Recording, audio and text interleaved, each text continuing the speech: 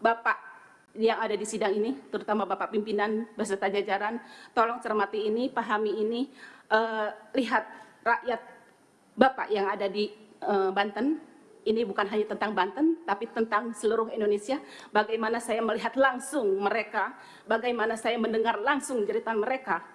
Saya tidak bicara atas nama pribadi, tapi saya sebagai warga Banten, karena memang saya sebagai sekretaris FTA juga adalah warga Banten. Jadi naif rasanya kalau saya menutup mata, hati, dan tuli ketika saudara-saudara saya sedang tertindas. Untuk lengkapnya nanti mungkin akan saya serahkan ke Bapak pimpinan, data-datanya. Dan satu lagi yang harus kita ingat, Pak, kejadian ini, PIK 2 ini tidak akan terjadi jika tidak ada Perda 1 nomor 1 2023 dikeluarkan oleh Pemprov Banten. Boleh saya tuturkan sebentar, sedikit? Oke. Sebentar, maaf. Beberapa waktu lalu kami dari warga Banten, dari tokoh ulama dan jawara 2 kali meminta audiensi pada tanggal 13 November. Kami meminta audiensi dengan DPR di Banten, tapi mereka menolak dengan alasan reses. Pada tanggal 27 beberapa hari lalu kami kembali mengajukan audiensi dan alhamdulillah diterima oleh Wakil Ketua DPRD Provinsi Banten. Alhamdulillah di situ terbuka semuanya. Jadi ada mengapa Perda 1 nomor 1 tahun 2023 ada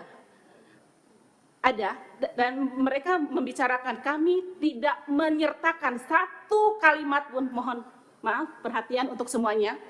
Di DPRD Provinsi Banten, ketika kami audiensi, beliau mengungkapkan tidak ada satu kalimat pun di dalam Perda tersebut yang menyebutkan ada peralihan fungsi dari hutan lindung ke hutan produksi, tapi salah. Di dalam Perda tersebut, di pasal 81 sudah tertulis. Silakan nanti saya berikan juga salinannya, insya Allah. Jadi satu, bahwa proyek PIK 2 tidak akan terjadi jika Perda nomor 1 tahun 2023 tidak dibuat. 2, asal-usul terbitnya Perda tersebut adalah sudah diatur oleh Al-Muktabar atas dasar perintah dari Bapak Jokowi selaku Presiden Republik Indonesia. Yang ketiga, tanah yang disebabkan tidak sesuai dengan aturan undang-undang yang berlaku, apalagi menggunakan jasa pihak ketiga, salah satunya abdesi. Nomor 4, BPN juga ada indikasi terlibat dalam kelancaran rencana oligarki dan bertindak setelah Perda itu diresmikan. Nomor 5, jadi semua berawal dari pesanan Perda. Oke, jadi semua berawal dari pesanan Perda. Ini saya sudah ada salinannya, nanti saya kirimkan, nanti saya sertakan. Mungkin tidak berpanjang lebar, itu sedikit yang kami saksikan. Supaya orang nanti bisa memahami Perda 1 nomor 1 tahun 2023. Iya. Tentang apa, Bu? Tentang pengalihan, sebentar. Kan ada judulnya itu. Peralihan kawasan hutan atau? Kawasan hutan lindung ke hutan produksi. Isi Perdanya ada, Pak? Nama Perdanya apa, Ibu? Perda nomor sebentar, ya Allah, kenapa jadi bukan grogi, soalnya buru-buru. Rencana Tata Ruang Wilayah Tata Ruang Provinsi Wilayah Banten tahun 2023-2024, itu ya? Iya. Itu kan berarti global ya, ini kan global ini. Hanya masalah yang perubahan itu, peralihan itu, ada di, yang soal mangrove itu bukan, Bu? Iya, mangrove. Baik, nanti kita pelajari lah. Oke, nanti saya kirimkan juga Perdanya.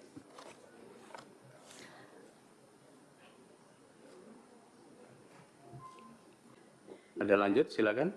Oke, sebentar.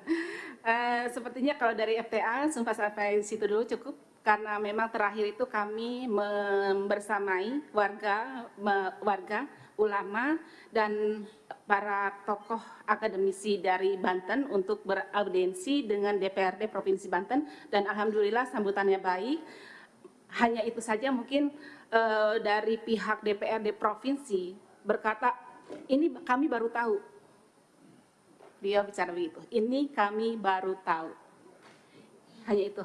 Jadi dari saya, dari kami, dari Forum Tanah Air, berterima kasih atas kesempatannya dalam membukakan semua ini. Yang jelas kami meminta tanggapan, meminta tindak lanjut, jangan hanya sebatas cukup hanya di sidang Komisi 2. Itu akan kami, saya terutama kami akan coba untuk memfollow up, kami akan coba mengawal, dan kami meminta targetnya berapa lama yang akan Bapak berikan kepada kami untuk menjelaskan semuanya tentang PSN PIK 2. Karena kehidupan di sana berjalan terus, perut mereka juga masih butuh terus. Tidak cukup sampai di sini setelah kami lapor, ketika kami mengadu, stok sampai sini kami tidak. Mereka masih tetap menunggu kebijakan pemerintah yang akan diberikan kepada mereka. Untuk itu, sekian. Assalamualaikum warahmatullahi wabarakatuh. Apakah dari Forum Tanah Air cukup atau mau ditambahkan? Cukup. Berikutnya kita bergeser ke tim advokasi perlawanan terhadap oligarki properti perampasan tanah rakyat. Silakan. Baik, terima kasih pimpinan Komisi 2 DPR RI. Bismillahirrahmanirrahim. Assalamualaikum warahmatullahi wabarakatuh. Terima kasih, permohonan audiensi kami sekitar Desember 2024 yang lalu sudah ditindaklanjuti. Terlepas mungkin sudah agak lama, tapi kami apresiasi karena kepada siapa kami ini mengeluh gitu. Kami bolak-balik ke Banten dan penderitaan rakyat Banten itu kami dengar, tapi kami kebingungan akan kemana kami salurkan. Harapan kami dengan ada RDP ini, apa yang menjadi substansi persoalan yang dihadapi rakyat bisa seimbang setidaknya dari versi rakyat yang kami advokasi, tidak melulu dari sisi kementerian dan lembaga bahkan Mabes Polri. Karena terus terang apa yang hari ini diupdate kepada publik yang menurut pimpinan tadi disyukuri, bagi kami ya belum bisa kami apresiasi karena fakta di lapangan itu masih sangat jauh dari kenyataan apa yang saat ini diupdate, dan bahkan dugaan kami ada upaya lokalisir dan juga menumbalkan pihak-pihak tertentu sehingga pihak yang lainnya yang semestinya lebih bertanggung jawab terhadap persoalan ini harus diseret di dalam proses hukum tapi tidak diproses begitu. Baik, yang pertama saya ingin perkenalkan diri, saya Ahmad Wazinuddin, saya ketua dari tim advokasi melawan oligarki rakus perampas tanah rakyat. Hadir bersama kami ada sejumlah advokat, ada Bang Medi Juniarto, ada Bang Azamkan, ada Bang Juju Purwantoro, ada Bu Susi, dan yang lainnya. Juga prinsipal kami juga ikut hadir karena pentingnya agenda ini. Alhamdulillah dalam waktu singkat pun sudah banyak hadir. Ada Bu Menuk Wulandari, beliau Ketua Aliansi Rakyat Menggugat dengan sejumlah timnya. Ada juga Bang Edi Mulyadi, wartawan senior yang juga menjadi salah satu prinsipal. Dan sebenarnya ada sejumlah purnawirawan TNI, tapi mohon izin tidak bisa hadir karena ketuanya Kolonel Purnawirawan Sugeng Waras sedang sakit. Kita doakan mudah-mudahan beliau cepat pulih begitu.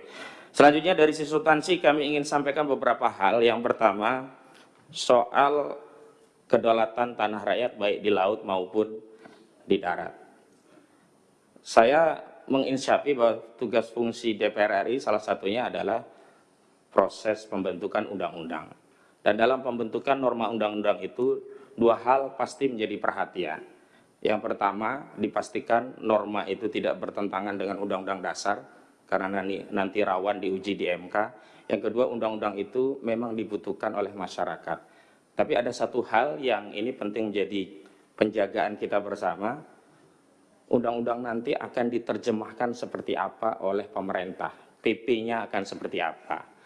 Dan ini kami temui, masalah pagar laut ini bukan ansih soal pagar laut dan ada sertifikat laut. Tapi di sana terkandung motif untuk melakukan proses reklamasi dan rekonstruksi wilayah laut dengan dalih itu adalah tanah musnah yang sudah dipersiapkan belitnya peraturannya di PP nomor 18 tahun 2021. Di pasal 66 itu tegas diatur bahwa tanah musnah ini yang punya hak atas tanah musnah memperoleh dua hal di pasal 66 PP 18 2001. Yang pertama adalah hak untuk reklamasi atau rekonstruksi. Yang kedua, bahkan punya hak untuk mendapatkan uang kerohiman. Artinya bukan hanya wilayah laut yang akan dirampas oleh oligarki jahat ini, tetapi juga APBN atau APBD akan diambil juga untuk mendapatkan kompensasi uang kerohiman dari sertifikat mereka yang mereka dalihkan dulunya, mungkin zaman jahiliyah, zaman Firaun mungkin, itu diklaim sebagai tanah daratan yang kemudian menjadi tanah musnah. Maksud saya begini, Undang-Undang Cipta Kerja, Undang-Undang Nomor 6 Tahun 2003, mulai mengatur apa itu disebut dengan tanah musnah. Sebelumnya di belit pertanahan, akarnya kan Undang-Undang Pokok Agraria 560, itu tidak pernah diatur apa yang dimaksud dengan tanah musnah. Di Undang-Undang Cipta Kerja mulai disusupkan istilah tanah musnah di pasal 49. Di PP 18 2001 lebih ditegaskan lagi. Di definisinya ada di angka 1 nomor 33. Dan bahkan di pasal 66 PP 18 2001 itulah yang menjadi dasar legitimasi bagi pihak-pihak yang ingin membangun industri properti di wilayah laut bisa memperoleh hak, tapi bukan reklamasi seperti di pantai utara Jakarta. Mereka melakukan reklamasi dan rekonstruksi dengan dalih mereka punya sertifikat hak, apakah itu SHGB atau SHM, yang didalihkan sebelumnya ini adalah tanah daratan yang terkena abrasi, dianggap tanah musnah. Clear ini yang sedang terjadi, upaya hendak merampas wilayah tanah laut kita, berdalih PP 1821 dari pintu pasal 66. Maka mulai bekerja mereka menyiapkan alas haknya. Kepala Desa Kohot ini punya tugas untuk menyiapkan narasi. Dulu ada girik-girik tahun 80-an, 81, 82 yang seolah-olah ada di wilayah laut, yang kemudian menyelibatkan kantor jasa surveyor berlisensi yang dia juga tekan seolah-olah wilayah itu ada di wilayah daratan, maka diterbitkan oleh BPN ini. Jadi mafianya itu melibatkan BPN juga. Karena produk itu tidak mungkin terbit kalau BPN melakukan tindakan yang benar-benar sesuai aturan. Contoh, tidak mungkin ada pengukuran sertifikat di laut kemudian diloloskan sertifikatnya. Terakhir, 263 SHGB. Itu sudah diakui punya salah satu properti yang kita ketahui dia rajanya reklamasi. Agung Sedayu Group, proyeknya apa? Pantai Indah Kapuk 2. Motifnya apa? Itu nanti akan direklamasi atau rekonstruksi menggunakan apa? Pasal 66 PP 18 tahun 2001. Siapa yang membiayai? Tentu yang punya kepentingan terhadap reklamasi dialah yang membiayai. Gak mungkin Arsin. Duit dari mana Arsin membiayai? Lalu kita dibikin bodoh oleh Menteri KKP. Saya nggak ada di sini gitu loh. Seolah-olah semua itu diakui oleh Arsin dan siap bayar denda 48 juta rupiah. Ini juga statement yang tidak berdasar. Karena sebelumnya katanya denda per kilometer 18 juta. Ini ada 30,31 kilometer. Kok bisa ketemu 48 miliar dari mana? Kok ada pernyataan katanya Arsin siap membayar dari mana? Belakangan kuasa hukum Arsin membantah. Ini menteri berani berbohong di forum resmi DPR RI. Lalu kalau motifnya itu nyambung bagi rakyat, dan rakyat sudah tahu Pak. Kalau Bapak kunjungan ke Pulau Cangkir, saya kan yang pertama kali dengan kawan-kawan memviralkan pagar laut di Pulau Cangkir itu. Juga kemudian nelayan Khalid dan yang lainnya, rame kita bareng-bareng. Baru terungkap rencana penjajahan tanah laut kita ini. Itu di wilayah laut. Dan mohon maaf itu tadi bisa jadi karena pertimbangan DPR ketika membuat peraturan hanya berkutat kepada apakah ini dibutuhkan masyarakat, yang kedua apakah bertentangan atau tidak dengan undang-undang dasar, tapi tidak berpikir nanti akan diterjemahkan seperti apa oleh eksekutif, PP-nya nanti seperti apa. Ternyata PP itu merinci dengan sesuatu yang tidak pernah diatur dalam undang-undang. Nggak ada hak reklamasi yang diatur dalam undang-undangnya, tiba-tiba dimunculkan dalam PP-nya. Jahat sekali, ini oligarki sudah masuk ke relung-relung bernegara kita. Saya bicara atas nama negara, bukan hanya rakyat hari ini. Kalau hari ini kita diam, nggak tahu kita punya kedaulatan wilayah apa lagi. Itu untuk di wilayah laut. Sekarang di wilayah darat. Mumpung ada BPN dari Kabupaten Tangerang juga di tingkat provinsi. Kami menemukan data. Dan ini dari situs Bumi ATR. Data yang kami olah. Ada 3 orang nama. Engcun atau Gojali, kemudian Freddy, dan Henry. Punya tanah 9 juta hektar. 9 juta meter persegi atau 9.000 hektar. 900 hektar, mohon maaf, salah. Ya, 9 juta meter atau 900 hektar. Ini nggak mungkin bisa diloloskan kalau nggak terlibat pejabat bermain di dalamnya. Dan tanah-tanah inilah yang modus merampas tanah rakyat itu ya. Mereka main dengan BPN, terbitkan sertifikat, sertifikat ini diklaim oleh oligarki melalui sejumlah nama Alibaba yang dipakai ini, kemudian diterapkan kepada tanah rakyat. Tanah rakyat nanti dinego, mau jual murah enggak? Kalau enggak mau jual murah, bertarung di pengadilan, kalahlah di pengadilan. Semua ini sudah dikuasai. Apalagi rakyat yang tadinya belum punya sertifikat. Yang belum punya sertifikat baru kiri, nggak bisa ditingkatkan. Kenapa? Karena sudah diblok oleh BPN. NIB-nya, nomor induk bidangnya sudah diblok oleh BPN. Ini kenyataan yang terjadi. Selanjutnya, saya mau katakan, kasus ini bukan baru kemarin, Pak. Sejak 2017, kami hadirkan saksinya. Ada di belakang itu Ibu Tin Soehartini. Tanya dirampas habis, sekarang sudah jadi PIK 2. Kemudian ada Kamakana, ada juga Charlie Chandra. Mohon maaf, isunya ini bukan anti etnis tertentu. Bahkan korbannya pun ada yang dari etnis Tionghoa. Ini tidak mungkin terjadi kalau tidak ada suatu kejahatan yang sifatnya terstruktur, sistematis, dan masif dilegitimasi oleh peraturan dan perundang-undangan. Selanjutnya saya mau bicara lagi tentang bentuk penekan apa sih modus operandinya di masyarakat. Bapak-bapak kan hari ini baru tahunya yang timbul sertifikat itu hanya di atas laut. Faktanya, Bapak cek di aplikasi Bumi ATR atau ATR BPN, di sungai-sungai sudah diterbitkan sertifikat oleh mereka. Jadi mau dikuasai semuanya, laut dikuasai, sungai dikuasai, darat dirampas. Kenapa kami konsisten menggunakan terminologi merampas tanah rakyat? Kenapa? Definisi merampas adalah mengambil tanah dari pemiliknya tanpa keridhaan. Baik karena harganya murah, tidak dibayar harga, apalagi dengan intimidasi dan sebagainya. Bapak coba ke Kronjo. Tanah di Kronjo itu ada yang dibayar berapa? Rp30.000 per meter. Ada yang Rp50.000. Itu pun belum dibayar semua. Ada seorang petani di Kronjo sedang menunggu panen sawahnya. Tiba-tiba datang tanah urukan menumbun tanah sawah tadi. Ini dekat dengan sungai yang sebelumnya sudah diuruk. Kalau sekarang sudah dinormalisasi, namanya Sungai Kalimalang. 20 meter lebarnya, 3 km diuruk. Karena rame inilah alhamdulillah dinormalisasi. Tapi di dekat situ juga ada sawah menjelang panen, tidak ditanya pemiliknya, langsung diuruk, kebingungan ini. Akhirnya apa? Mereka tanya ke kepala desa. Kepala desa dijembatani, akhirnya dinego biar menerima 50 juta. Artinya kepala desa terlibat semua. BPN terlibat, kepala desa terlibat, DPRD dan Pemda terlibat dalam apa? Proses pembentukan RT RW-nya, rencana tata ruang dan wilayah. Walau belakangan rencana detail tata ruangnya belum ditindaklanjuti karena ketahuan semuanya. Apa dasar mereka? Rencana tata ruang di wilayah itu menyebabkan apa? BPN bisa menerbitkan sertifikat di wilayah laut, seolah-olah itu kawasannya menjadi kawasan industri.